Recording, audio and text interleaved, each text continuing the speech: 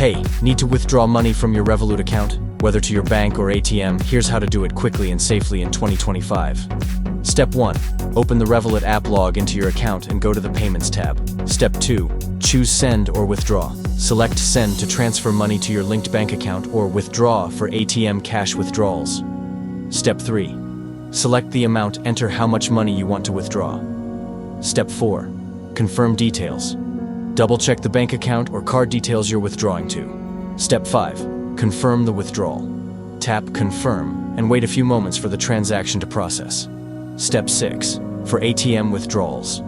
Use your Revolut card at an ATM. Remember, free withdrawals usually have a monthly limit. Check your plan details. Important tips: ATM fees may apply beyond free limits. Bank transfers can take 1 to 3 business days.